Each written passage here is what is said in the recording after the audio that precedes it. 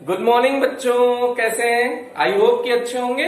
तो आज हम लोग फिजिक्स में वैद्युत धारा चैप्टर को आगे प्रोसीड करने वाले हैं। जहां तक हमने पढ़ लिया था उसमें अगर किसी टाइप का कोई आपको डाउट है, कोई टेंशन है तो कमेंट सेक्शन में जरूर बताएं और वीडियो को कंटिन्यू देखें।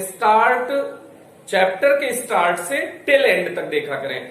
जैसे मान लीजिए आप ये वीडियो कंटिन्यू देखेंगे तो आपको उतनी फीलिंग नहीं आएगी। जैसे कई वीडियो तो ऐसी होती है जिसमें टॉपिक टू टॉपिक ही होता है। जैसे आज हम रेजिस्टेंस के बारे में बात करेंगे तो इसमें आप पिछला कहीं देखे हो ना देखे हो आपको कंप्लीट फीलिंग आएगी। लेकिन बहुत सारी ऐसी वीडियो होती है जो पिछली वीडियो से लिंक होती है, तो उनको अगर आप नहीं देखेंगे तो आपको चैप्टर में उतनी अच्छी फीलिंग नहीं आएगी, उतना अच्छा इंटरेस्ट नहीं आएगा। तो कृपया ये कष्ट करें कि कंटिन्यू चैप्टर को पूरा देखें। अगर आपको चैप्टर में डिटेल एनालिसिस करनी है, कंप्लीट नॉलेज लेनी है तो चैप्टर को कंप्लीट करने की कोशिश करें। बेटा ये ऐसी सिचुएशन चल रही है जिसमें जितना बेहतर तरीके से पढ़ सकते हो ना उतना बेहतर तरीके से पढ़ो। ये आपके लिए बहुत प्लस पॉइंट है कि आपको हमेशा घर रह के पढ़ना है। आपको जितना मन है उतना इंप्रूव करिए, अपनी लाइफ स्टाइल को जितना मन हो उस लेवल पे ले जाइए। आपके जीवन में जो सबसे महत्वपूर्ण बात है बेटा वो है पढ़ाई। और बहुत सारी चीजें बहुत लोगों के लाइफ में होती है, जैसे कोई क्रिकेट खेल के बहुत नाम कमा लेता है, लेकिन वो सारा टाइम आपके लाइफ से निकल चुका है। आपके लाइफ में अभी करंट में क्या है कि आप जितनी अच्छी स्टडी कर लोगे उतना ही अच्छा गेन कर पाएंगे। तो अभी के लिए आप कंटिन्यू कोशिश करें कि जितना बेहतर हो सके उतना बेहतर पढ़ें। और एक विशेषता है, आप कभी भी जो वीडियो देखा करें, ये बहुत इंपॉर्टेंट बात है कि बेटा जैसे उसके पिछले वीडियोस का जो आपने नोट्स बनाया है पहले उनको रिवीजन करें फिर वीडियो कंटिन्यू करें तो आपको बहुत अच्छा लगेगा। जैसे अगर आपने पीछे के लेक्चर्स रिवीजन नहीं किए हैं और आप वीडियो देखने बैठ जाएंगे तो वो वाली फीलिंग नहीं आएगी, क्योंकि आप चैप्टर से लिंक नहीं हो पाएंगे, चैप्टर से जुड़ नहीं पाएंगे। तो कभी भी वीडियो देखने के लिए आप पिछली वीडियो तक जहां तक आपने नोट्स कंप्लीट कर लिया है उस नोट्स को जल्दी से रिवीजन किया करें, फिर वीडियो देखा करें, तो आपको उस चैप्टर में बहुत महारत हासिल हो जाएगी। और आप ये समझ लीजिए कि जैसे कोई वीडियो, कोई लेक्चर, कोई चैप्टर 15 दिन तक चलता है, तो आप शुरू के 4-5 लेक्चर तो 15-15 बार रिवीजन कर चुके होंगे ना बेटा। अगर आप डेली एक बार रिवाइज करते हैं वीडियो देखने से पहले, डेली एक बार रिवाइज करते हैं वीडियो देखने से पहले, तो आप सोचिए कि चैप्टर आपका कई बार कवर हो चुका होगा। तो इतनी बार अगर आप कोई चैप्टर कवर कर लेंगे तो डेफिनेटली आप बहुत बेहतर उस चैप्टर में कर पाएंगे। और काफी लोगों को ये प्रॉब्लम होती है कि सर भूल जाते हैं, पढ़ते तो हम बहुत बढ़िया, उस टाइम करंट में टॉपिक बहुत अच्छा तैयार हो जाता है, भूल जाते हैं। तो इसके लिए जो आप अपने नोट्स हैं उसको कंटिन्यू रिवीजन करिए बेटा। ऐसा नहीं है कि आपने अभी चैप्टर पढ़ लिया तो आप इसमें बहुत अच्छे लेवल पे हैं, तो ये लेवल आपका मेंटेन रहेगा। मेंटेन तभी रहेगा जब आप कॉन्टिन्यूअस स्टडी करेंगे। जैसे इसका अगर रिवीजन नहीं करेंगे तो आपको उस लेवल पे महारत हासिल नहीं होगी, ये चैप्टर भूल जाएगा। ये नेचुरल फिनोमिना है बेटा, ये आपके साथ नहीं होता है, सबके साथ होता है कि अगर चैप्टर को बार बार रिवीजन नहीं करेंगे तो आप चैप्टर भूल जाएंगे। तो इसलिए चैप्टर को बार बार, ऐसा नहीं है कि जैसे एक बार चैप्टर कंप्लीट आपने अच्छे से किया है तो उतना ही टाइम लगेगा नेक्स्ट बार चैप्टर पढ़ने में, टाइम रिड्यूस होता जाएगा। जैसे मान लीजिए आपने फर्स्ट चैप्टर कभी किया हो और अगर कोई बच्चा ऐसा हो जो कंटिन्यू रिवीजन कर रहा हो उसका, तो आप उस बच्चे से बात करके देखेंगे वो चैप्टर को 5 मिनट में रिवाइज कर देगा। तो जितनी बार आप चैप्टर रिवाइज करते हो ना, चैप्टर का ड्यूरेशन घट जाता है, वो टाइम आपको कम लगाना पड़ेगा और उतना ही आपको उसमें फायदा मिलेगा, उतना ही आपको कन्वीनियंस लगेगा। तो इसलिए बेटा कंटिन्यू करें और पिछले जो जितने चैप्टर पढ़ा दिए जाए उनको 10-5 मिनट डेली एक बार नजर फेर दिया करें, उसी से वो आपको रिकॉल हो जाएगा। ऐसा नहीं है कि जैसे आपने पहला चैप्टर तो उसे छोड़े बैठे हैं, उसको कंटिन्यू रखें बेटा। ओके, तो हम लोग आज बात कर रहे हैं कुछ, एक तो टॉपिक थोड़ा सा छूट गया था, जैसे गतिशीलता की परिभाषा हम बताना भूल गए थे। गतिशीलता इंग्लिश में कहते हैं मोबाइलिटी।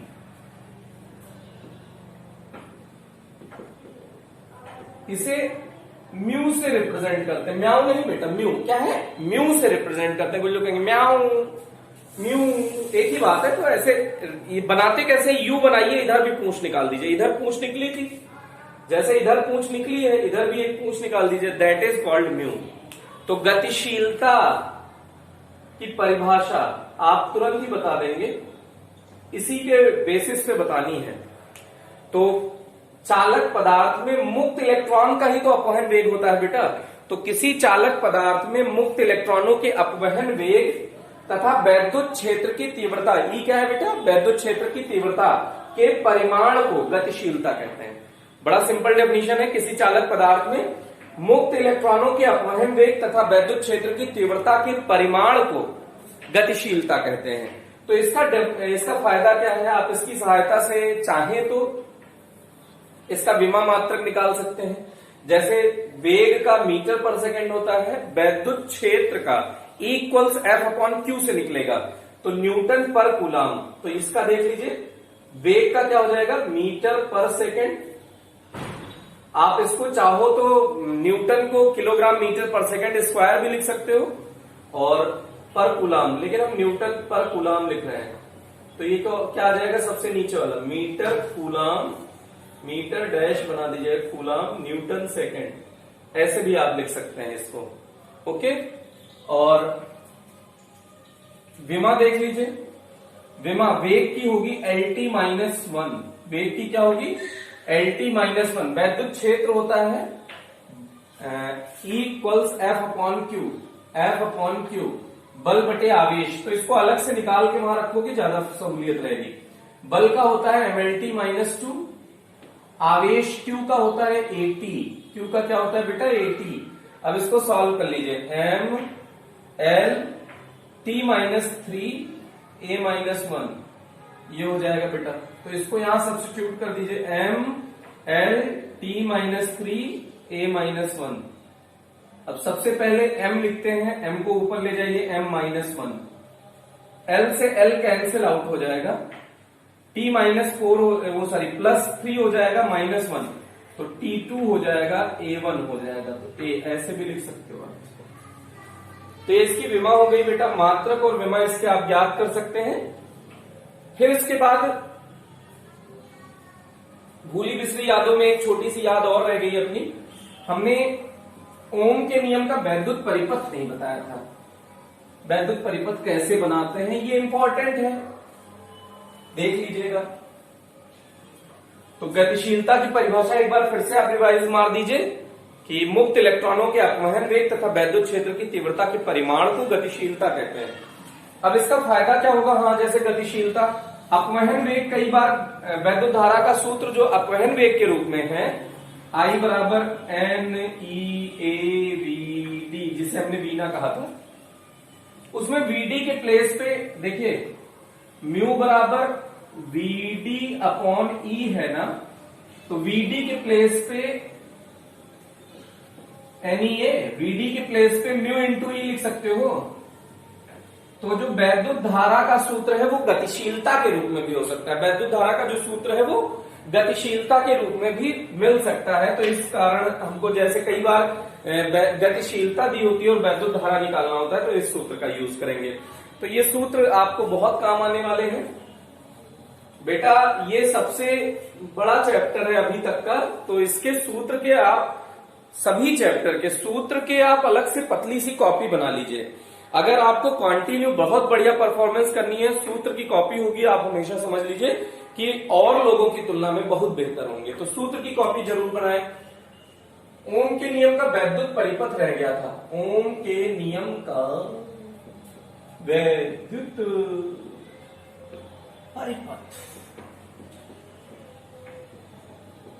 सर्किट डिजाइनिंग, कुल मिला के कैसे सर्किट डिजाइन करते हैं। तो इसमें कोई रटना नहीं है भैया, सारी चीजें श्रेणी में जोड़ के उसके वोल्ट मीटर समांतर में लगा दो बस। क्या क्या जोड़ना है बेटा, एक तो बैटरी जोड़नी है, बैटरी या सेल कुछ भी कह लो इसे, लेकिन हम जोड़ते बैटरी हैं। तो सिंबल में बैटरी का, एक्चुअल में ये सेल का सिंबल होता है, एक बार ऐसे और बना देते हैं तो ये बैटरी का सिंबल होता है, लेकिन हम लोग जनरली ऐसे ही बना देते हैं बैटरी, जबकि ये सेल है। तो बैटरी इसे मान लीजिए कि हम लोग जनरली अपनी सुविधा के लिए ऐसे ही बना देते हैं बैटरी। ओके, और ये टर्मिनल पॉजिटिव, ये टर्मिनल निगेटिव है, बैटरी हो गया। कुंजी, ये कुंजी अगर आपको याद होगा तो कॉपर की एक प्लेट टाइप की होती थी, उसमें देखिए ब्लैक कलर का ये प्लास्टिक या लकड़ी का पट्टी होता है, उसमें कॉपर की, ये कॉपर की पट्टियां लगी होती हैं बेटा। यहां पे नट बोल्ट लगा होता है, ऐसे यहां भी कॉपर की पट्टी लगी होती है। अगर यहां पे कॉपर की, अब यहां पे एक डॉट आता है ऐसे, उसको हम लोग की बोलते हैं। ये अभी ये खुली है, कुंजी क्या है, ओपन है बेटा। अगर इस डॉट को उठा के और इसमें डाल दोगे तो ये चालक, दोनों चालक जो अभी कनेक्टेड नहीं थे वो कनेक्शन में आ जाएंगे ना बेटा, तो इसका मतलब कुंजी बंद है। तो ये डॉट ऐसे, इस डॉट को ऐसे रिप्रेजेंट करते हैं, और ये जो चालक है इसको ऐसे ऐसे बना दिया, तो ये अभी परिपथ बंद है, मतलब परिपथ चालू है। और ये डॉट हटा देने का मतलब इसको, कुंजी को निकाल लिया है, इस डॉट को हटा दिया है, तो ये कुंजी खुली हुई है, ओपन सर्किट है ये बात समझ में आ गई होगी शायद। तो हमको इसका एक यूज करना है कुंजी का। किसका यूज करना है बेटा, कुंजी का। एक इसमें होता है धारा नियंत्रक। क्या होता है, धारा नियंत्रक। इसको इंग्लिश में कहते हैं रियोस्टैट। क्या बोलते हैं बेटा, रियोस्टैट। तो आरएच से प्रदर्शित करते हैं। ये एक्चुअल में क्या होता है, एक बेलन होता है, कुचालक बेलन होता है, कुचालक पदार्थ का। इसके ऊपर तार ऐसे लपेट दिया जाता है। क्या लपेट दिया जाता है, तार। ये मिश्र धातुओं का तार होता है। मिश्र धातु के रूप में यूरेका, मैग्नीन, नाइक्रोम, कॉन्स्टेंटन। नाम रट लो, टन टन टन नहीं बेटा। यूरेका, कौन सा रेका, यूरेका, मैग्नीन, नाइक्रोम, जो हीटर वीटर में यूज होता है नाइक्रोम ही होता है जनरली। तो यूरेका, मैग्नीन, नाइक्रोम, कॉन्स्टेंटन, टन टन टन, constantan, constantan, eureka, manganin, nichrome, constantan. Generally इन मिश्र धातुओं का हम लोग प्रयोग करते हैं अपने कोर्स में। जनरली यही है होने को। तो मिश्र धातुएं क्या है, बहुत सारी, जो दुनिया में आप देख रहे हैं मैक्सिमम जितने सब्सटेंस बने हैं सब मिश्र धातुओं के उपयोग से बने हैं। जैसे मिश्र धातुओं को इंग्लिश में कहते हैं एलॉय। आप इस वर्ड से बड़े फेमिलियर हैं। जैसे कहते हैं बाइक में एलॉय व्हील है, बाइक में जो आगे व्हील होती है, आपने बाइक का पहिया देखा होगा, इसमें जो ऐसे डिजाइन बनी होती है ऐसे करके, फिर आप कहते हैं ये एलॉय व्हील लगी हुई है। एलॉय व्हील का मतलब है मिश्र धातुओं की व्हील है। पहिया जो है वो मिश्र धातुओं से मिलकर बना है, मतलब बहुत सारी धातुओं को मिला के वो बना है, किसी एक धातु का नहीं है। जैसे स्टील का, मतलब सॉरी, स्टील खुद ही मिश्र धातु है। कॉपर नहीं है, कुछ आयरन नहीं है, कुछ प्योर सब्सटेंस नहीं है, और धातुओं के मिश्रण से ये बनी है, तो इसलिए मिश्र धातु। तो ये मिश्र धातुएं हैं, मतलब एलॉय है बेटा। तो इसलिए इनको आप इन चार का नाम याद रखिए। होने को तो बहुत सारे एलॉय होते हैं।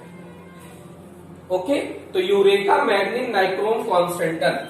तो ये जो तार आप इस पे देख रहे हैं लिपटा है, ये इन्हीं मिश्र धातुओं में से किसी का है, चाहे यूरेका, चाहे मैग्नीन, नाइक्रोम या कॉन्स्टेंटन।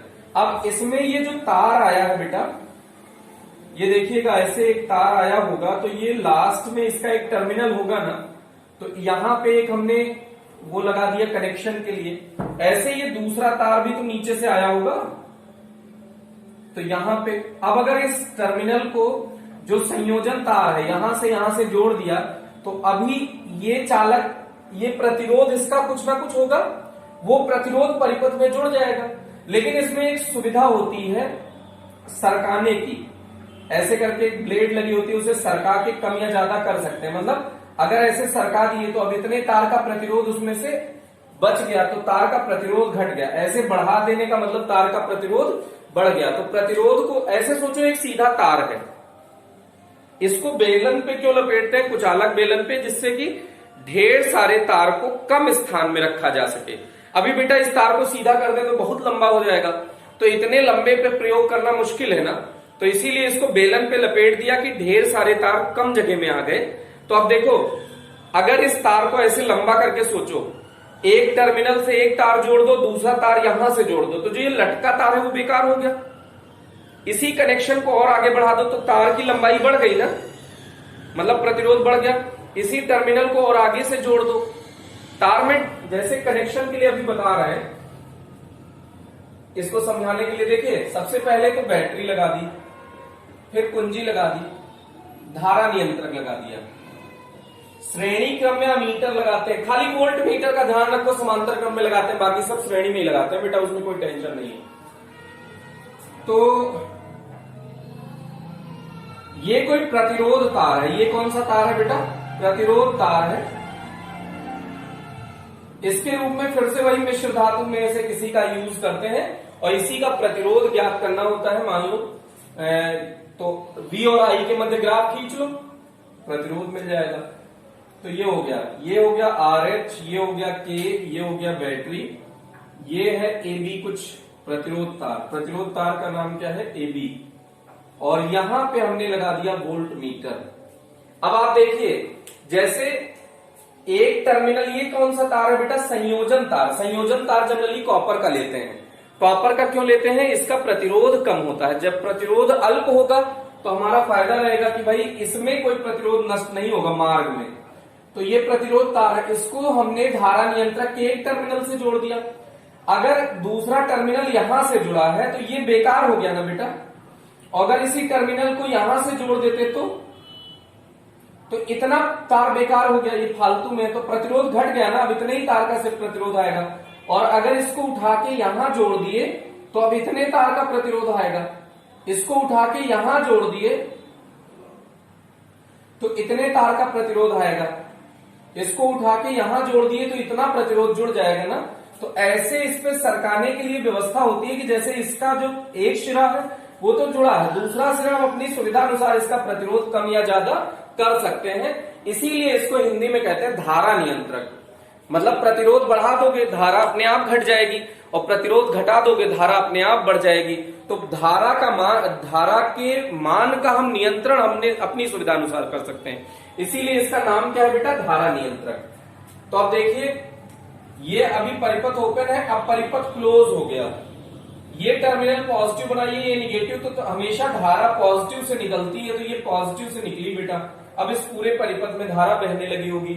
अब इसको समझिएगा, इसमें पॉजिटिव निगेटिव देना बहुत मुश्किल काम है। थोड़ा सा ये ध्यान दीजिएगा, थोड़ा कंसंट्रेशन बनाइए, 1 सेकंड में सीख जाएंगे। ये बैटरी का पॉजिटिव टर्मिनल है, ये कहां से जुड़ा अमीटर के, देखो इधर ये वाला सिरा पॉजिटिव। ये बैटरी का निगेटिव टर्मिनल है, ये कहां से जुड़ा, निगेटिव से। ऐसे ही वोल्ट मीटर के लिए पॉजिटिव निगेटिव देखो, ये ऐसे उठा के जाइए, पॉजिटिव टर्मिनल आया, ये पॉजिटिव, और ये निगेटिव टर्मिनल आया, ये निगेटिव। तो कैसे संयोजन कैसे करोगे, फिर से सोच लो। ये क्या है बेटा, बीच में संयोजन तार है। क्या है बेटा, संयोजन तार, कनेक्शन वायर। फिर से देख लो, ये बैटरी का पॉजिटिव है, अमीटर के पॉजिटिव से जोड़ दो। जैसे अमीटर ऐसे होगा, आप उपकरण देखेंगे लैब में आपको दिखेगा, ऐसे करके एक डब्बा बना होगा ऐसे। तो इसमें ए लिखा होगा, 0 1 2 3 ऐसे करके 4। मान लो ये मिली एम्पियर में होगा, ए के ब्रैकेट में ऐसे लिखा होगा MA, तो ये मिली एम्पियर। तो इसमें सुई ऐसे लगी होगी, तो ये 0 है, तो इसका मतलब अभी ये कनेक्शन में नहीं है। ऐसे यहां पे ये 2 एम्पियर पे आ गया ये सुई, तो इसका मतलब 2 मिली एम्पियर इसमें करंट शो हो रहा है। तो ये अमीटर है, ए लिखा रहेगा उसमें, और इसमें नॉब लगी होती है बेटा। तार जोड़ोगे किसमें, ये नॉब लगी होती है 2।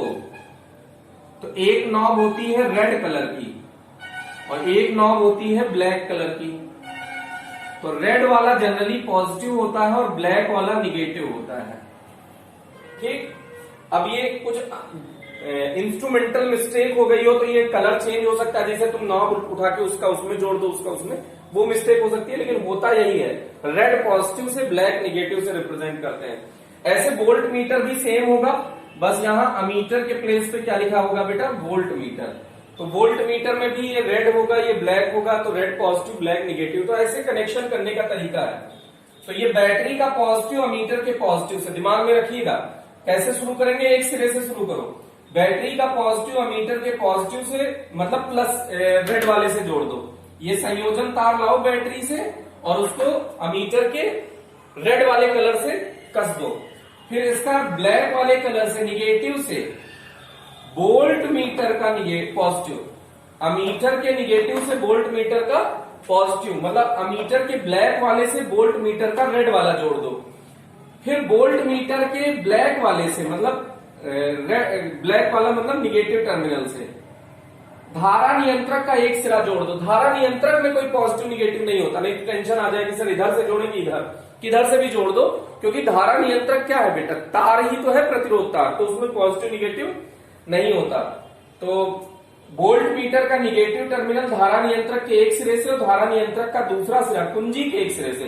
कुंजी में भी कोई पॉजिटिव निगेटिव नहीं होता, क्योंकि कुंजी भी क्या है, एक कॉपर का पात्र, कॉपर का टुकड़ा ही तो है। दो टुकड़े ऐसे हैं मान लो, अगर इसके बीच में ये नॉब लगा दिए तो ये दोनों टुकड़े टच हो गए ना बेटा, देखो, और ये नॉब हटा लो, ये दोनों टुकड़े अलग हो गए, ये नॉब लगा दो, दोनों टुकड़े टच हो गए। तो ये सिर्फ अब ये देखो कनेक्शन में आ गया परिपथ, हटा दो कनेक्शन ब्रेक हो गया, देखो बीच में दोनों नॉब अलग है ना, अभी देखो दोनों नॉब टच हो गए। तो इस तरह से ये इसमें भी कोई पॉजिटिव निगेटिव टर्मिनल नहीं होता। तो कुंजी के एक टर्मिनल से धारा नियंत्रक के एक टर्मिनल, कुंजी के एक टर्मिनल से कुंजी का दूसरा टर्मिनल बैटरी से जोड़ दीजिए, और वोल्ट मीटर जो है उसके यहाँ पे समांतर क्रम में, ये समांतर क्रम में एक चालक तार, यही प्रतिरोध तार जोड़ दीजिए, तो ये पूरा कनेक्शन हो जाएगा बेटा। फिर से देख लीजिए, बैटरी के पॉजिटिव से अमीटर का पॉजिटिव, अमीटर का निगेटिव बैटरी के, वोल्ट मीटर के पॉजिटिव से वोल्ट मीटर का निगेटिव धारा नियंत्रक के एक सिरे से, और धारा नियंत्रक का दूसरा सिरा कुंजी के एक सिरे से, कुंजी का दूसरा सिरा बैटरी के ऋणात्मक से, और जो वोल्ट मीटर है उसके समांतर क्रम में, ये समांतर क्रम में ऐसे चालक, वो जो जिसका प्रतिरोध ज्ञात करना है, प्रतिरोध तार संयोजित कर दीजिए। अब इसी तार का प्रतिरोध ज्ञात करना है। तो ये इसका सिस्टम हो गया, इसका परिपथ हो गया बेटा। अब इसका परिपथ अगर आपको बहुत डिटेल में जानना है तो ये जब लैब में हम जाएंगे तो उसमें सीखेंगे। ओके, तो ये हो गया बेटा। अब रही सही बात प्रतिरोध की, कर लेते हैं। प्रतिरोध भी बड़ा इंटरेस्टिंग टॉपिक है, सबसे कंफ्यूजिंग टॉपिक है, सुनने में बड़ा इजी लगता है कि भाई अरे सर 10th में तो हमने पढ़ रखा है, हम तो इसमें झंडे गाड़ देंगे बेटा, ऐसे दिमाग में आता होगा विचार, है ना बेटा। लेकिन प्रतिरोध इतना आसान टॉपिक नहीं है, प्रतिरोध सबसे कंफ्यूजिंग टॉपिक है। और हमको जब टेस्ट में ये चेक करना होता है कि नंबर कम देने हैं तो प्रतिरोध के 1-2 क्वेश्चन दे दिए जाते हैं, अपने आप ही नंबर घट बढ़ जाता है बच्चों का। तो इसलिए इस टॉपिक को थोड़ा सा अच्छे से देखिएगा। तो अगर आपको नंबर अच्छे गेन करने हैं, प्रतिरोध कंफ्यूजन वाला टॉपिक है, सबसे मेन बात है प्रतिरोध कौन सा टॉपिक है, कंफ्यूजन वाला है। इसमें कंफ्यूजन कैसे क्रिएट करते हैं अभी हम उसकी चर्चा करेंगे। तो इसके लिए आप ध्यान रखिएगा कि इस टॉपिक को बार बार अच्छे से समझ के आगे बढ़िएगा, जिससे कि आपको किसी भी टाइप का कंफ्यूजन ना हो। तो चालक का प्रतिरोध, नेक्स्ट हेडिंग क्या है,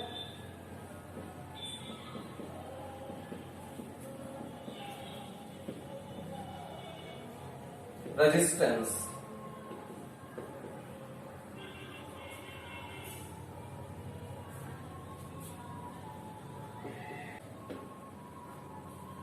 मेटल या मटेरियल कुछ भी लिख दीजिए। चालक का प्रतिरोध, तो कुल मिलाकर प्रतिरोध का मतलब क्या होता है, रुकावट। तो किसी चालक में, जैसे यहां पे ये कोई चालक है, मान लीजिए इसमें से धारा बह रही है, तो इसके मार्ग में कितना रुकावट उत्पन्न हो रहा है, वही प्रतिरोध है बेटा। तो किसी भी चालक में धारा प्रवाह के मार्ग में उत्पन्न अवरोध या रुकावट को, किसी भी चालक पदार्थ में धारा प्रवाह के मार्ग में उत्पन्न अवरोध या रुकावट को चालक का प्रतिरोध कहते हैं। फिर से, किसी चालक पदार्थ में वैद्युत धारा के मार्ग में उत्पन्न अवरोध या रुकावट को चालक तार का प्रतिरोध कहते हैं। ठीक, अब इसका दूसरा डेफिनेशन क्या हो गया, ये तो हो गया ना, अवरोध या रुकावट, अवरोध या रुकावट। दूसरी डेफिनेशन क्या है, इस बेसिस पे जो आप बचपन से पढ़ते आए हैं ओम वाले नियम पे, कि चालक तार के सिरों के मध्य उत्पन्न विभवांतर तथा उसमें प्रवाहित होने वाली धारा के अनुपात को चालक का प्रतिरोध कहते हैं। फिर से एक बार बोलो, चालक के सिरों के मध्य उत्पन्न विभवांतर तथा उसमें प्रवाहित होने वाली धारा के अनुपात को चालक का प्रतिरोध कहते हैं। इसे आर से प्रदर्शित करते हैं और इसका प्रतीक चिन्ह ये है।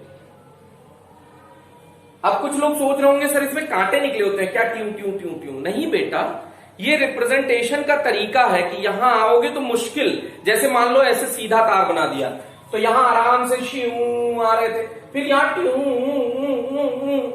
झटके लेने लग गए, दैट इज कॉल्ड रेजिस्टेंस। जैसे नाली में कचरा पड़ा होता है, तो नाली में जो वाटर का फ्लो है उसका रेजिस्टेंस है वो कचरा। तो अब आप कहीं नाली में ऐसे थोड़ी बना होता है, झुक झुक झुक झुक झुक झुक, ऐसे थोड़ी होता है कि पानी फेंके तो पानी ऐसे झिक झिक झिक झिक झिक झिक झिक झिक ऐसे चलता है। वो तो उस कचरे के बीच में से कैसे करके निकलने की कोशिश करता है ना बेटा। सेम कंडीशन इधर भी है कि जो करंट है ना उस तार में से बड़ी मुश्किल से निकलने की कोशिश करता है, यहां पे उसे बहुत मुश्किलें आती हैं, दैट इज कॉल्ड रेजिस्टेंस। तो ये सिर्फ सिंबॉलिकली रिप्रेजेंट किया गया है, इसका स्कीमेटिक सिंबल है। तो स्कीमेटिक सिंबल हमने डिस्कस कर लिया। अब इसके बाद आप देखिएगा, इसका विमा मात्रक तो हमने बता ही रखा है। प्रतिरोध का मात्रक क्या होगा? ओम। ऐसे ये सिंबल है, हिंदी में लिखेंगे ओम, इंग्लिश में लिखेंगे OHM। चालकता बताया था ना, चालकता ये प्रतिरोध का उल्टा होता है बेटा। तो इसी के मात्रक को उल्टा कर दो सबको, तो ये ओम ऐसे है, तो चालकता का मात्रक क्या होगा? देखो इसको उल्टा करो, ये पलट दिया तो ये ओम का, ये ओम नहीं पढ़ा जाएगा, ये ओम इनवर्स पढ़ा जाएगा या मोह पढ़ा जाएगा। या फिर OHM को कैसे लिखोगे? MHO, या फिर OHM ही लिखना है तो इसके पावर -1 लगा दीजिए। ओम का महो, ये इसके मात्रक है बेटा चालकता पे। तो इसमें ये टेंशन ना लीजिएगा कि ये कैसे सर इसका सिर पैर उल्टा हो गया सर, ये तो लटक गया सर, ये मरने वाला है सर। नहीं बेटा, ये लटक नहीं गया है, इसका उल्टा कर दिया गया है। इंटरेस्टिंग है, थोड़ा सा देखने में अच्छा लगता है, इस टाइप का मात्रक बना दिया गया, इसका कोई टेंशन वाली बात नहीं है। तो अब आपको आगे हम ले चल रहे हैं थोड़ा सा, प्रतिरोध को प्रभावित करने वाले कारक। तो इसकी दो डेफिनेशन बताइए बेटा। एक तो चालक तार का प्रतिरोध का डेफिनेशन बताओ जल्दी से, कि धारा के मार्ग में उत्पन्न अवरोध है रुकावट को, वैद्युत धारा के मार्ग में उत्पन्न अवरोध है रुकावट को चालक का प्रतिरोध कहते हैं। दूसरा डेफिनेशन बताया, चालक के सिरों के मध्य उत्पन्न विभवांतर तथा उसमें प्रवाहित होने वाली धारा के अनुपात को चालक का प्रतिरोध कहते हैं। बोलो सत्यनारायण कथा सुन रहे हैं क्या? अब चालक को सॉरी प्रतिरोध को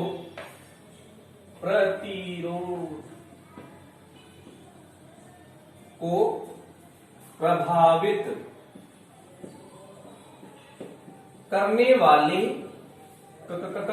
कारक, फैक्टर्स अफेक्टिंग रेजिस्टेंस। वो फैक्टर्स जो रेजिस्टेंस को अफेक्ट करते हैं उसका डिस्कशन करने जा रहे हैं। तो पहला है चालक की लंबाई, चालक तार की लंबाई।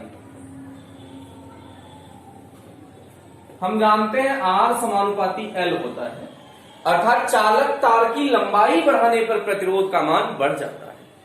अब यहां बहुत ध्यान से देखिएगा, लंबाई बढ़ाने का मतलब ये तार था इतना बड़ा, कुछ ऐसे क्रॉस सेक्शन भी दिखाते हैं, इतना बड़ा तार था।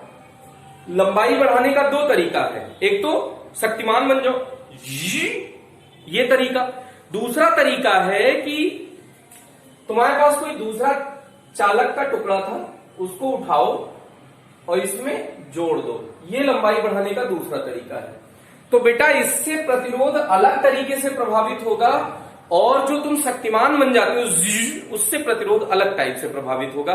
तो ये ध्यान दीजिएगा कि एक टुकड़ा अलग से लाके जोड़े हो। जब हमने सिंपली कहा है ना चालक की लंबाई बढ़ानी है, तब इसका मतलब आपके दिमाग में ये सेट कर लीजिए कि एक टुकड़ा था, वैसा ही एक टुकड़ा अलग से लाके जोड़ा गया है, और हमने कहा खींच कर बढ़ानी है, तब तो तुम शक्तिमान बनी जाओ, खींच दो।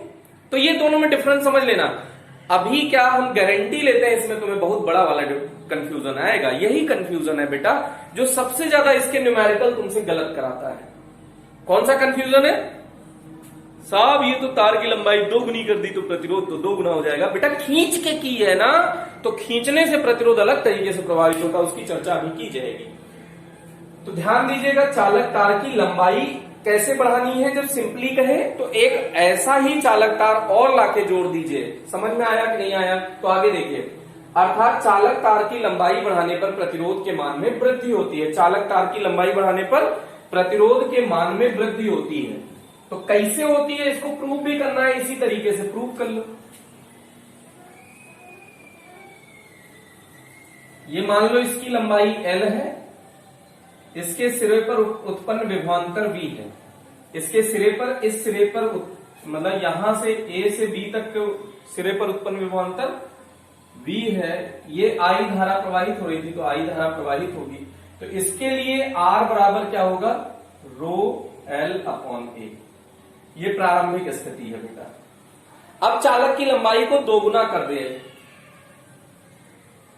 ये इतनी लंबाई तो है ही तुम्हारे पास बेटा ऑलरेडी, लेकिन इसी में एक तार और जोड़ दियो अलग से लाके। कितनी लंबाई का, उतनी ही लंबाई का, मतलब तुमने लंबाई को दोगुना कर दिया। ये इसके सिरे पर विभवांतर V है, तो अगर लंबाई बराबर है तो इसके सिरे पर भी विभवांतर V होगी।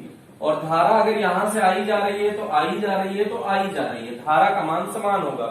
ओके, अब देखिएगा इस स्थिति में L कितना हो गया बेटा, 2L। तो जो R डैश है वो रो तो बदलेगा नहीं। रो क्या है बेटा, ये पदार्थ का गुण है। जैसे मान लो ये कॉपर था, ये भी कॉपर है, तो रो नहीं बदलेगा। ये कॉपर में एल्यूमिनियम जोड़ दोगे तब रो बदलेगा। ठीक है, तो हम उसी समान पदार्थ को लाके जोड़ रहे हैं, ध्यान दीजिएगा। तो रो अभी भी अपरिवर्तित रहेगा, L बदल जाएगा, हम भी मानते हैं एरिया भी बदल जाएगा। लेकिन एरिया देखिए, क्रॉस सेक्शनल एरिया जो A है, ये पहले A था तो अभी भी A है, एरिया में कोई चेंज नहीं आया है। तो R डैश रो, लंबाई कितनी हो गई बेटा, L डैश अब कितना हो गया है, 2L अपॉन A डैश कितना है, A। एरिया तो सेम ही है, तो इसको ऐसे कर लो, 2 रो L upon A, R dash.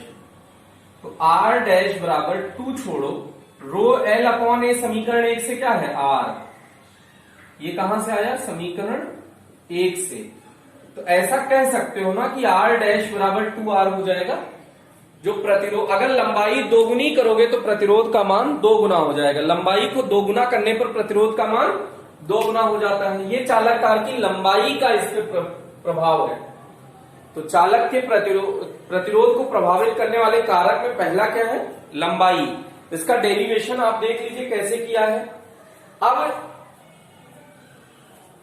अब इसके अनुप्रस्थ काट का क्षेत्रफल,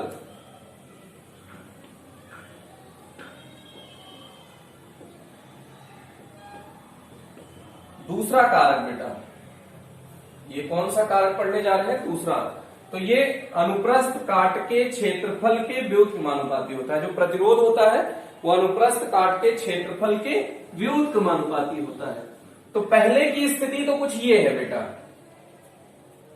ठीक। मान लेते हैं कोई एक चालक तार है जिसकी लंबाई L है, विभव V है, उसको उसमें से I धारा प्रवाहित हो रही है, तो उसका प्रतिरोध होगा R बराबर रो L बाई A। अभी हमने क्या किया कि इसके अनुप्रस्थ काट को आधा कर दिया। आधा कर दिया का मतलब तार यही है बेटा, इसको बीच से ऐसे फाड़ दिया, 2 अलग अलग तार बना दिए। तो ये जो अनुप्रस्थ काट है ये पतला हो जाएगा ना। अभी ये कितना हो गया, A/2। ऐसे इसको भी हमने कितना कर दिया, A/2, और इन दोनों को यहां से I धारा दे दी। तो अब धारा 2 भागों में विभाजित हो जाएगी। धारा अगर प्रतिरोध बराबर है तो धारा का मान भी बराबर बराबर पड़ जाएगा। अभी लंबाई में कोई बदलाव आया क्या बेटा, लंबाई वही है, अनुप्रस्थ काट का क्षेत्रफल आधा हो गया। अच्छा, जब समांतर क्रम में विभव का मान समान रहता है तो दोनों चालक के लिए विभव का मान समान हो जाएगा। तो R डैश क्या हो जाएगा, R डैश बराबर rho L dash upon A dash आ जाएगा। कुछ हमने मान लिया। अब R डैश बराबर क्या हो जाएगा, रो तो सेम ही रहेगा क्योंकि वही पदार्थ काटे हैं। लंबाई कितनी है, L ही है बेटा अभी भी। A डैश कितना है, ये कितना हो गया, A/2। A डैश कितना है बेटा, A/2। तो अब ये पलट के ऊपर चला जाएगा, तो 2 रो L अपॉन A। तो समीकरण से मदद ले लीजिए। समीकरण 1 से रो एल बटे ए की जगह आर लिख सकते हो, तो आर डैश 2r हो गया। इसका मतलब क्या है, जब अनुप्रस्थ काट का क्षेत्रफल आधा किया तो प्रतिरोध 2 गुना हुआ। उल्टा का संबंध है कि नहीं, ये आधा तो ये 2 गुना, मतलब ये आधा था ये भी आधा हो जाता, तो इसका मतलब समानुपाती होता। इसको आधा कर दिए, ये 2 गुना हो गया, मतलब इसकी औकात घट रही है तो इसकी बढ़ रही है। इसका मतलब ये कौन से संबंध में है, व्युत्क्रम संबंध में है। तो ये एक तरीका आप देख लीजिए कि अनुप्रस्थ काट के क्षेत्रफल कैसे प्रभावित करता है प्रतिरोध को। इसको 1 मिनट नोट कर लीजिएगा आप, वीडियो पॉज करके बेटा जल्दी से। फिर इसके बाद हम लोग आगे का डिस्कशन बढ़ा रहे हैं। अब इसके बाद एक छोटा सा है चालक तार के ताप पर। तीसरा, चालक के ताप पर, तो R समानुपाती ताप होता है। प्रतिरोध बढ़ाने पर ताप में वृद्धि होती है, सॉरी, ताप बढ़ाने से प्रतिरोध के मान में वृद्धि होती है। ताप बढ़ाने से प्रतिरोध के मान में वृद्धि होती है। अच्छा, ऐसा क्यों होता है इसकी भी चर्चा की जाए। जैसे ताप बढ़ाओगे तो क्या होगा, टक्कर बढ़ जाएगी ना, एनर्जी बढ़ेगी, भीड़ उतनी ही है।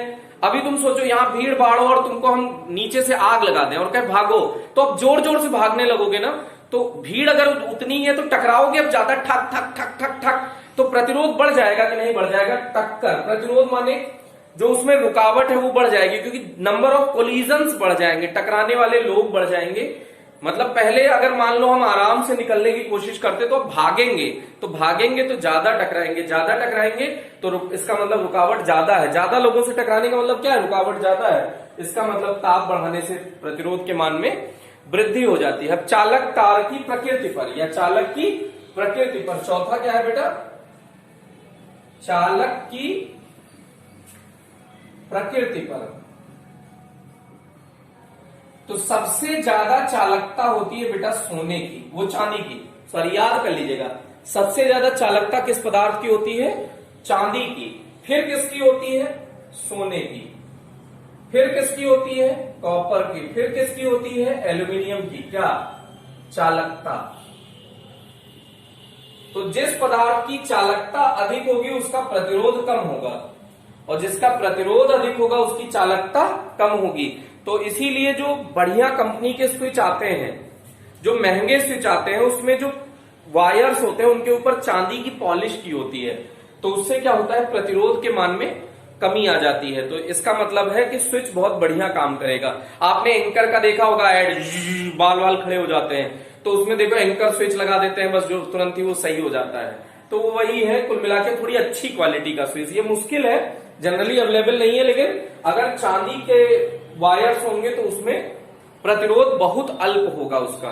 ठीक है, तो इसका अगला टॉपिक हम लोग डिस्कशन करने जा रहे हैं। इसको आप वीडियो पॉज करिए, नोट करिए। फिर अब थोड़ा सा हम इसमें कॉम्प्लिकेशन लाने जा रहे हैं। अभी तो सिंपल बात हुई, अब थोड़ा सा अच्छी बात कर लेते हैं।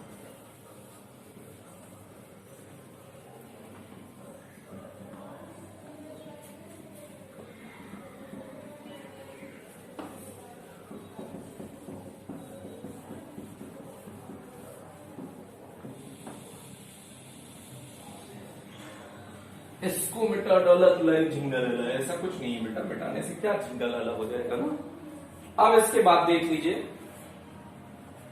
कि माना कोई ए अनुप्रस्थ काट का चालक तार है और उसकी लंबाई एन है, एल है, सॉरी उसकी लंबाई एल है, स्मॉल एल। इसकी चर्चा कर रहे हैं। ये कोई चालक तार है, आई धारा प्रवाहित हो रही है, इसके अनुप्रस्थ काट का क्षेत्रफल ए है, इसकी लंबाई एल है। ये सीन है आपके सामने। अब इसकी लंबाई को खींच कर एन गुना कर दिया गया पिछली बार का, और इसमें डिफरेंस समझ लेना बेटा, बार बार ये गलती करोगे, अभी भी बता रहे हैं तो इसको ध्यान रखना। एल लंबाई था, अब इसी को खींच के च्युइंगम टाइप, जैसे आप च्युइंगम खींच देते हो, तो लंबाई को 2 गुना कर दिया। यहां हम एक डेरिवेशन करना चाहते हैं, इसलिए मान लिए कि लंबाई को n गुना कर दिया। तो जब ये केस फर्स्ट है। इसमें दो केस जनरली यूज होते हैं जब चालक की लंबाई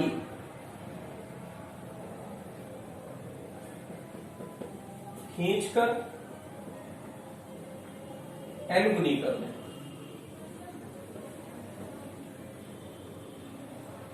जब चालक की लंबाई को खींचकर n गुना कर दें तो क्या होगा, देखो पहले लंबाई l है तो बाद की लंबाई क्या हो जाएगी, nl।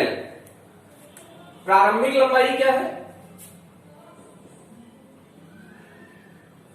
अगर l है तो खींचने के बाद अंतिम लंबाई n गुना खींचो तो nl हो जाएगी, इसमें कोई शक। इसी को देखो ऐसे खींच के n गुना कर दिए तो लंबाई n गुनी हो जाएगी। 2 गुना की होते तो 2l हो जाती, 3 गुना कर दे होते 3l हो जाती, n गुना कर दिए तो nl हो जाएगी, नहीं हो जाएगी बेटा। ऐसे खींच दियो बेटा। अब देखो तुमने घर में रोटी बनते हुए देखा होगा तो आटा का इतना बड़ा बेलन जैसे ऐसे बना देते हैं, फिर उसको ऐसे ऐसे करते जाते हैं, बढ़ता चला जाता है, बढ़ता चला जाता है। तो अगर उसी आटे को ऐसे बढ़ा दो फिर उसको इकट्ठा कर दो तो उतना ही तो हो जाएगा बेटा। मतलब आयतन में कोई फर्क नहीं पड़ता, आयतन जितना पहले था उतना ही बाद में है। जैसे इतना आटा ले लिए, उसके लोई बना बना के छोटी छोटी छोटी छोटी पूरे ढेर सारे बर्तन में रख दिए तो क्या आयतन बदल जाएगा क्या? 1 किलो आटा मतलब 1 किलो आटा 2 किलो थोड़ी हो जाएगा। या उसका आयतन अगर v रहा होगा तो छोटे छोटे सभी लोई को इकट्ठा कर दो फिर उसका आयतन भी तो v होगा। तो यहां सबसे इंपॉर्टेंट बात है आयतन अपरिवर्तित रहता है। खींचने, मरोड़ने, उसकी लंबाई को डबल करने, ये सब करने से क्या होता है, आयतन अपरिवर्तित रहता है। तो बस वही कॉन्सेप्ट लगा दीजिए, प्रारंभिक आयतन जो रहा होगा वही अंतिम आयतन होगा, इसमें कोई शक। तो प्रारंभिक आयतन अगर A1 L1 रहा होगा, क्षेत्रफल गुणा लंबाई आयतन, और बाद में क्या हो गया होगा, A2 L2 हो गया होगा, हम ऐसा मान रहे हैं। तो बेटा जैसे ये तार है, इसको खींचोगे तो इसके अनुप्रस्थ काट का क्षेत्रफल भी तो कम होगा। अरे होगा कि नहीं होगा? तो वो कितना कम होगा? पिछली बार देखो अनुप्रस्थ काट पे कोई फर्क नहीं पड़ रहा था, ये तार था, इसमें 2 गुना कर दिए क्योंकि अलग से जोड़ रहे हो ना, तो अनुप्रस्थ काट का क्षेत्रफल नहीं बदल रहा था। यहां उसी तार को जब खींच के लंबा किए हो तो अनुप्रस्थ काट का क्षेत्रफल बदल जाएगा ना बेटा। तो ये समझने की कोशिश करो कि हमने मान लिया है वो A2 हो जाएगा। तो प्रारंभ में स्थिति क्या है, अनुप्रस्थ काट का क्षेत्रफल A है, लंबाई L है, A2 हमको निकालना है, लंबाई कितनी हो गई है NL, L से L कैंसिल आउट हो गया, A2 कितना आ गया A/N। L2 कितना है बेटा, L2 है NL और A2 क्या है A/N, A/L। तो प्रारंभ में जो प्रतिरोध है, माना प्रारंभिक प्रतिरोध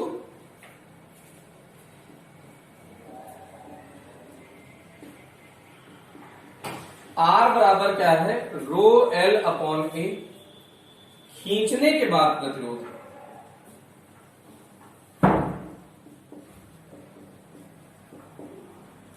कुछ हम नया प्रतिरोध R डैश मान लेते हैं, ρL'/A'। रो रहने दीजिए, रो पदार्थ का गुण है ना, तो उसी पदार्थ को खींचने से कोई फर्क नहीं पड़ेगा, तो रो ही रहेगा। L कितना हो जाएगा, L कितना कर दिया है NL, L2, ये L2 कर दो, R2 ये R1 रहा होगा, ρL/A, तो R2 कितना हो गया ρL2/A2। तो L2 कितना हो गया NL, और एरिया कितना हो गया A2 A/N। तो अब देखो ये सबसे नीचे वाला पलट के ऊपर चला जाएगा, तो ये क्या हो जाएगा बेटा N स्क्वायर, N का N से गुणा होगा N स्क्वायर ρL/A। तो ρL/A की जगह R1 लिख सकते हो, तो R2 बराबर N स्क्वायर R1। तो बाद में जो प्रतिरोध है वो n स्क्वायर गुना बढ़ जाता है। जो बाद का प्रतिरोध है वो n स्क्वायर गुना बढ़ जाता है बेटा। कितना गुना बढ़ जाता है? n स्क्वायर गुना बढ़ जाता है।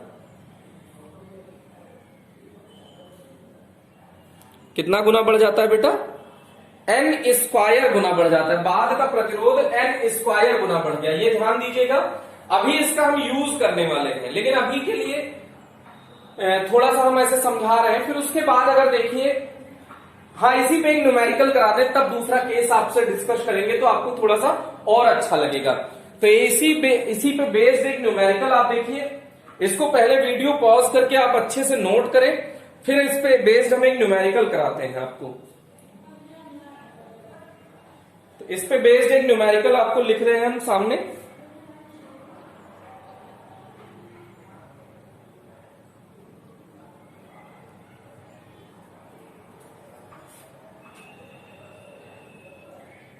किसी चालक तार का प्रतिरोध 5 ओम है। ये कोई चालक तार है, इसका प्रतिरोध जो है वो 5 ओम है। इसके लिए R बराबर 5 ओम दे रखा है, तथा इस तार को खींचकर इसकी लंबाई 3 गुनी कर दी जाए। तो L2 कितना कर दिया जाए? 3L1 कर दिया जाए, फिर 3 गुनी कर दी जाए। तो निम्न का मान ज्ञात कीजिए। ये क्वेश्चन है बेटा, लिख नहीं रहे हैं, आप देख लीजिएगा, खुद से लिख लीजिएगा।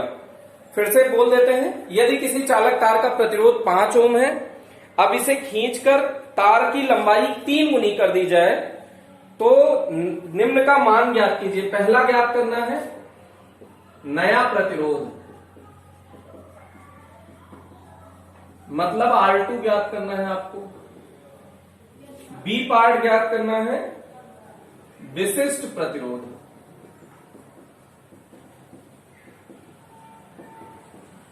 और सी पार्ट ज्ञात करना है प्रतिशत वृद्धि। कितने परसेंट की वृद्धि हुई है बेटा, ये ज्ञात करना है।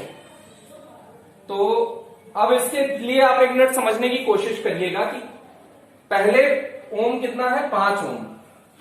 अब अगर लंबाई n गुनी कर दी जाए, खींचकर n गुनी कर दी जाए, तो नया प्रतिरोध क्या होता है? ए पार्ट बता रहे हैं। नया प्रतिरोध, नया प्रतिरोध R2 बराबर होता है n स्क्वायर R1। तो नया प्रतिरोध कितनी लंबाई को कितने गुना किया है वो रखो आप। 3 गुना कर दिया है ना, तो इसके जगह 3 रख दो, स्क्वायर कर दो, और प्रारंभ में ये R1 रहने दो। तो अभी 9 R1 हो गया। R1 का मान दे रखा है, मतलब 9 गुना बढ़ जाएगी। पहली बात, प्रतिरोध, प्रारंभिक प्रतिरोध का 9 गुना बढ़ जाएगा। और प्रारंभ में अगर प्रतिरोध कितना है? 5 ओम, तो इसका मतलब मान भी आ गया 45 ओम। दूसरा है भैया विशिष्ट प्रतिरोध। बी पार्ट क्या है? विशिष्ट प्रतिरोध किसी भी पदार्थ का गुण है, तो चालक तार की लंबाई को खींचने पर उसमें कोई परिवर्तन नहीं होगा। तो विशिष्ट प्रतिरोध के लिए क्या लिखोगे? अपरिवर्तित।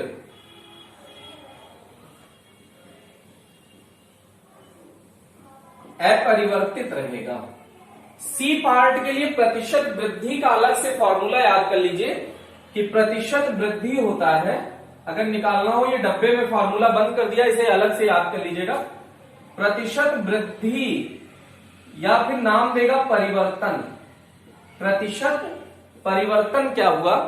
तो इसका फॉर्मूला होगा प्रतिरोध में परिवर्तन।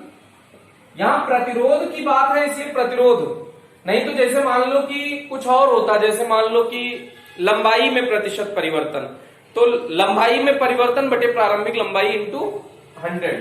तो प्रतिरोध में वृद्धि पूछा है, तो प्रतिरोध में परिवर्तन। परिवर्तन के लिए हमेशा अंतिम माइनस प्रारंभिक, या बड़ा माइनस छोटा। प्रारंभिक प्रतिरोध इंटू 100 प्रतिशत के लिए पूछ रहा है। तो अब ये फॉर्मूला है बेटा। तो प्रतिरोध में प्रतिशत परिवर्तन पूछा है या प्रतिशत वृद्धि पूछा है इन्होंने डायरेक्ट, तो क्या होगा? अंतिम प्रतिरोध माइनस प्रारंभिक प्रतिरोध यही तो हो गया फॉर्मूला प्रतिरोध में परिवर्तन बटे प्रारंभिक प्रतिरोध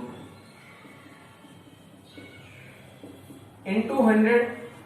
अंतिम प्रतिरोध कितना है बेटा 45, शुरू में कितना था 5 बटे में प्रारंभ में कितना था 5 इंटू 100। अब कुछ लोग 5 से 5 काट देंगे, इतने इंटेलिजेंट लोग होते हैं दुनिया में।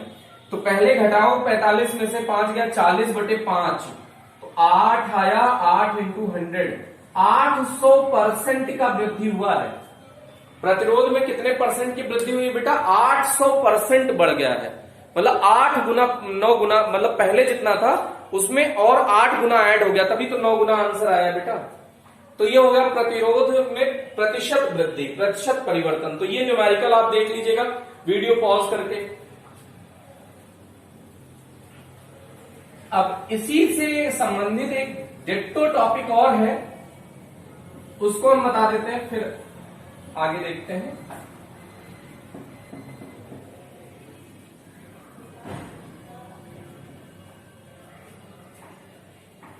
अब इसमें देखिए जब तार की त्रिज्या खींचकर n गुनी कर दी जाए, जब केस सेकंड है, तार की त्रिज्या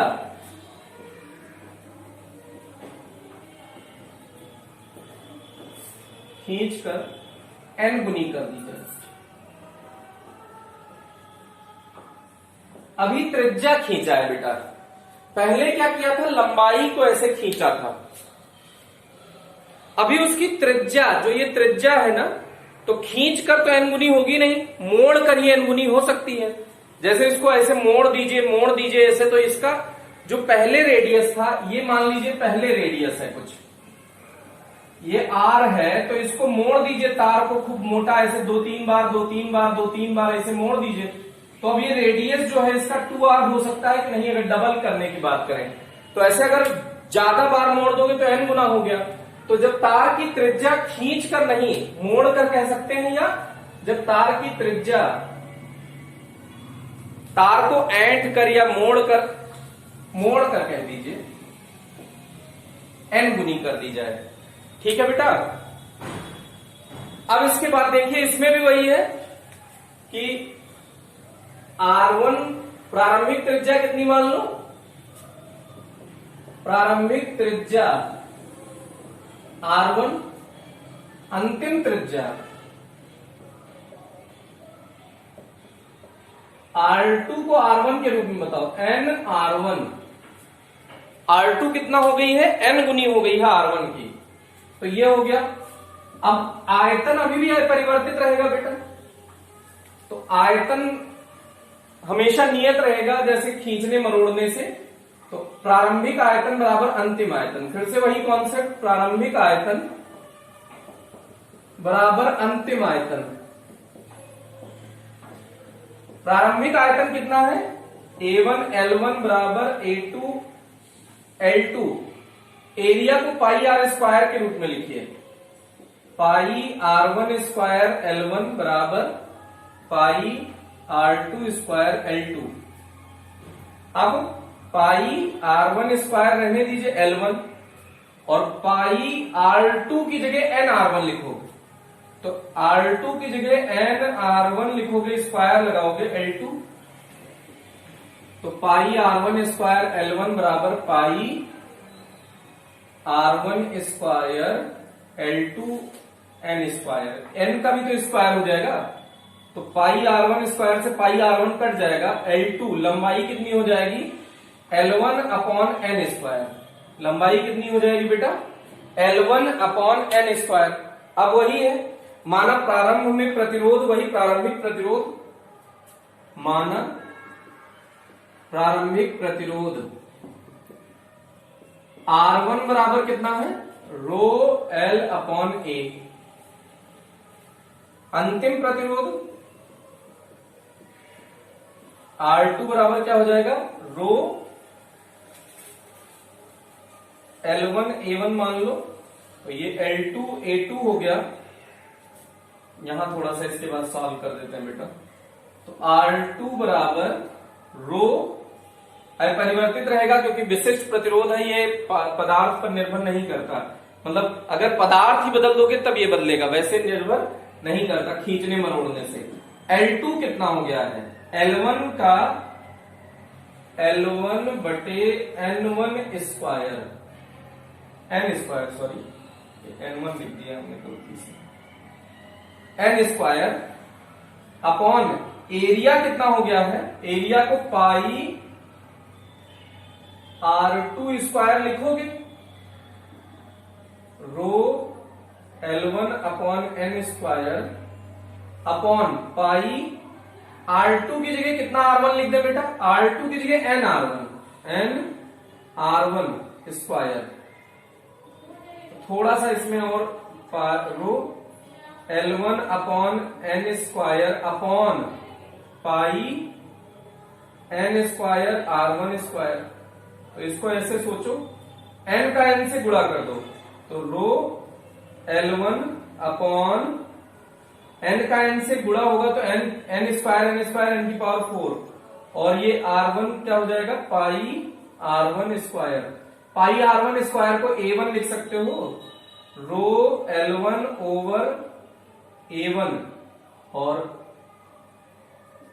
1 अपॉन N की पावर 4 तो है ही, तो इसको समीकरण 1 की मदद लेके R1 लिख सकते हो, तो R2 बराबर R1 बटे N की पावर 4। तो यहां पे N की पावर 4 टाइम्स हो गया है R1 के डिवीजन में, वहां पे N स्क्वायर गुना हो गया था, यहां N के पावर में 4 हो गया है बेटा। अगर ये आपको समीकरण नहीं दिख रहा हो तो इसको हम साइड में लिख देते हैं यहीं पे, तो R2 बराबर कितना आ गया बेटा, R1 N की पावर 4। ये फॉर्मूला है बेटा कि अगर त्रिज्या को N गुना किया गया है तो कैसे कैलकुलेशन की जाएगी। तो इस कैलकुलेशन को कैसे करेंगे, R1 अपॉन N की पावर 4 हो गया। अब ये कई बार, जैसे अभी हमने 3 गुनी कर दी, अभी कई बार कहते हैं कि लंबाई को 1/3 कर दिया जाए, जो प्रारंभिक लंबाई है तार को मोड़कर 1/3 कर दिया जाए, मतलब N का मान है 1/3। अगर 3 गुना कर दिया जाए तो N का मान है 3, तो इसका अगर 1/3 कर दिया जाता है, इसमें देखिएगा इस वाले में, तो R2 बराबर N स्क्वायर R1। तो अब प्रतिरोध अगर तार की लंबाई को 1/3 कर दिया जाए तो 1/3 का स्क्वायर R1, तो ये 1/9 हो जाता R1। तो ये ध्यान दीजिएगा कि अगर 2 गुनी 3 गुनी 4 गुनी ऐसे कहते हैं तो N का मान उतना हो जाएगा, जैसे 2 3 4, और 1/2 गुनी कर दी, 1/4 गुनी कर दी, 1/8 गुनी कर दी, तो इसका मतलब है N का मान 1/4 1/8। ये ध्यान दीजिएगा बेटा, इस टाइप का ये प्रॉब्लम आपको हो सकता है, इस टाइप में ये भी कंफ्यूजन होता है। अब इसके बाद ग्राफ व्राफ है तो उसको नेक्स्ट टर्न पे डिस्कस करेंगे। तो आज के लिए इतना ही, बहुत इंपॉर्टेंट कॉन्सेप्ट थे, क्योंकि यहां पे आपको एक बात ध्यान रखना है कि प्रतिरोध में लंबाई को ऐसे बढ़ा के 2 गुना किया गया है कि खींच कर 2 गुना किया गया है, इस बात पे आपको विशेष ध्यान देना है। तो आज के लिए इतना ही, थैंक यू।